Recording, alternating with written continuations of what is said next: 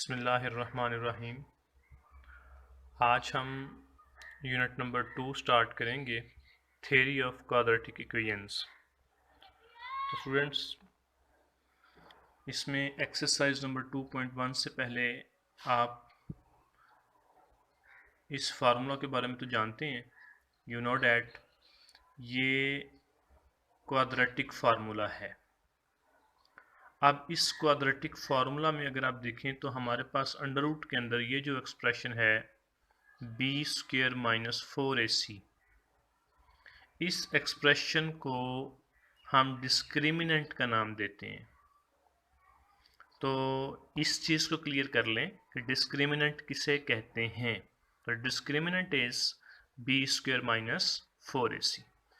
अब स्टूडेंट्स, हमारा जो फर्स्ट क्वेश्चन है एक्सरसाइज 2.1 का, उसमें यही है कि हमने ये जो क्वाड्रेटिक इक्वेशंस गिवन है हमारे पास, इनका डिस्क्रिमिनेंट फाइंड करना है। तो इसका फर्स्ट क्वेश्चन देखिए आप,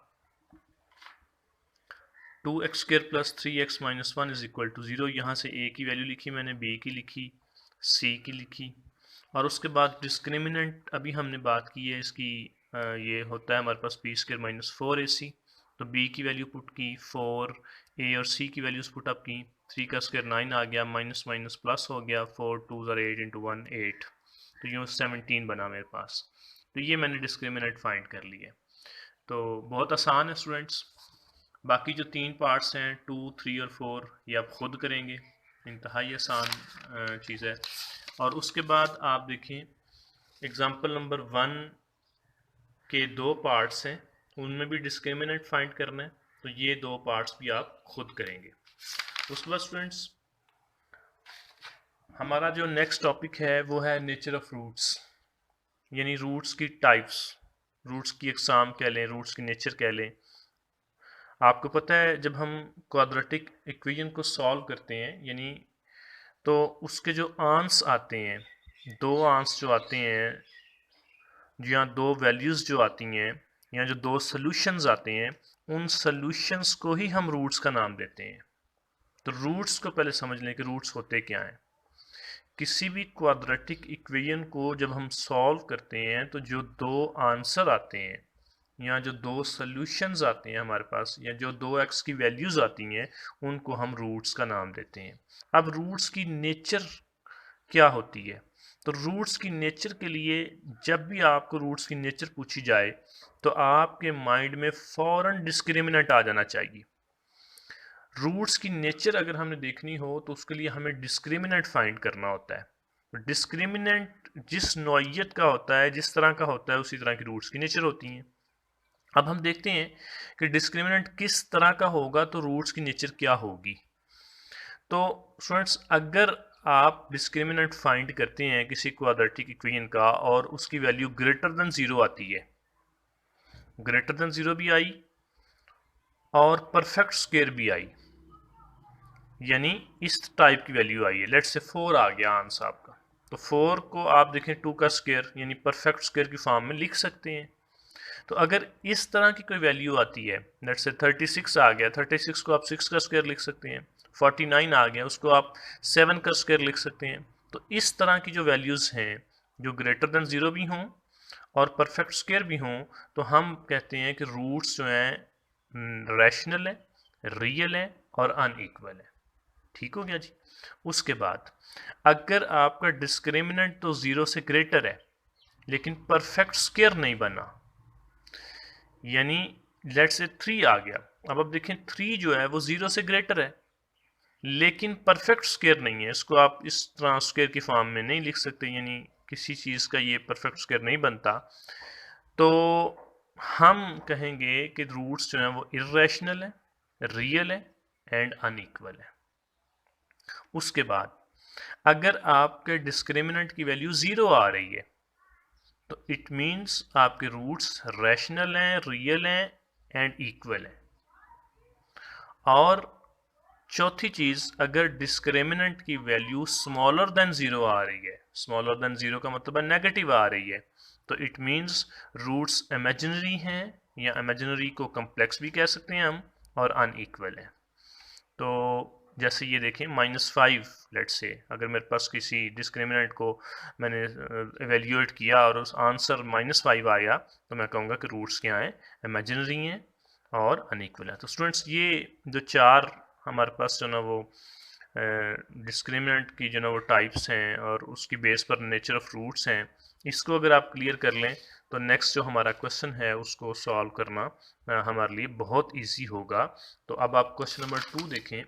क्वेश्चन नंबर 2 में यही बात वो पूछ रहा है कि आपने नेचर ऑफ रूट्स को फाइंड करना है और उसके बाद वेरीफाई करना है अपने रिजल्ट को इक्वेशंस को सॉल्व करके कि वो वाकई नेचर ऑफ रूट्स वही है या कि वो नहीं है। तो फर्स्ट ऑफ ऑल हम नेचर ऑफ रूट्स फाइंड करेंगे। हमारे पास जो क्वेश्चन नंबर 2 है उसको आप देखें। क्वेश्चन नंबर 2 है, इसका first part x² - 23x + 120 is equal to 0। यहाँ से देखें स्टूडेंट्स, मैंने a की वैल्यू लिखी, b की लिखी, c की लिखी और उसके बाद हमने इसका डिस्क्रिमिनेंट फाइंड करना है, क्योंकि बात मैंने आपको पहले बताई है कि अगर नेचर ऑफ रूट्स की बात हो तो आपने डिस्क्रिमिनेंट की तरफ चले जाना है। डिस्क्रिमिनेंट फाइंड करेंगे हम और डिस्क्रिमिनेंट में देखें b की वैल्यू मेरे पास क्या है -23, इसका स्क्वायर आ गया -4, a की वैल्यू 1 है, c की 120 है, -23 का स्क्वायर लिया तो +529 आ गया, इन तीनों को मल्टीप्लाई किया 480 आ गया, दोनों को माइनस किया तो 49 आ गया। अब देखें स्टूडेंट्स 49 ग्रेटर देन 0 है और दूसरी बात 49 7 का स्क्वायर भी बन रहा है, मींस 49 ग्रेटर देन 0 भी है और परफेक्ट स्क्वायर भी है।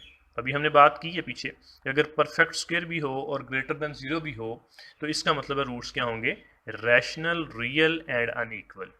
उसके बाद दूसरी बात यह कि हमने वेरीफाई करना है, तो यहां से हम वेरिफिकेशन स्टार्ट करेंगे।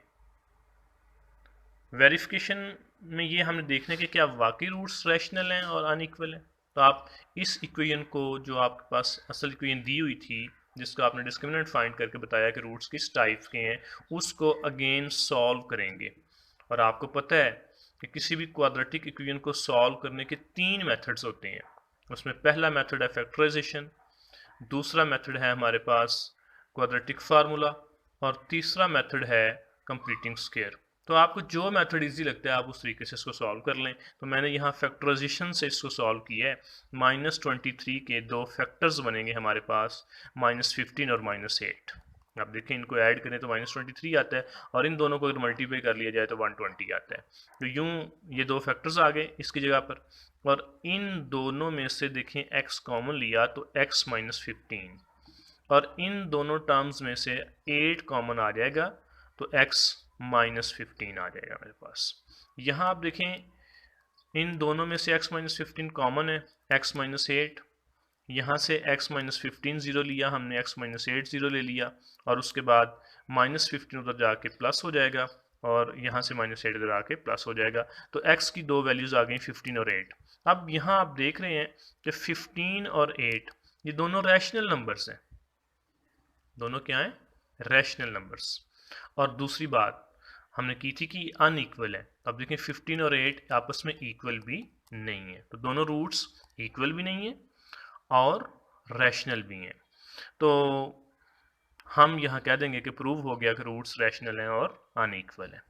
उसके बाद आप इसका सेकंड पार्ट देखें जिसकी इक्वेशन ये दी हुई है 2x² + 3x + 7 is equal to 0। यहाँ से मैंने a की वैल्यू फाइंड की, b की, c की। पहली बात उसने की थी कि नेचर ऑफ रूट्स फाइंड करना है, तो उसके लिए आप क्या करेंगे, डिस्क्रिमिनेंट निकाल लेंगे। डिस्क्रिमिनेंट आप देख रहे हैं b² - 4ac, b का स्क्वायर 3 का स्क्वायर -4, a की वैल्यू पुटअप की, c की पुटअप की, 3 का स्क्वायर 9 आ गया, इन तीनों को मल्टीप्लाई किया तो 56 आ गया।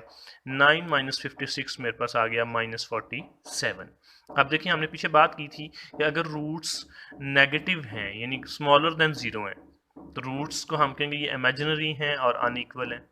तो ये यहाँ लिख लिया हमने। उसके बाद हम इसको वेरीफाई करेंगे। तो इसी इक्वेशन को हम दोबारा से सॉल्व करेंगे।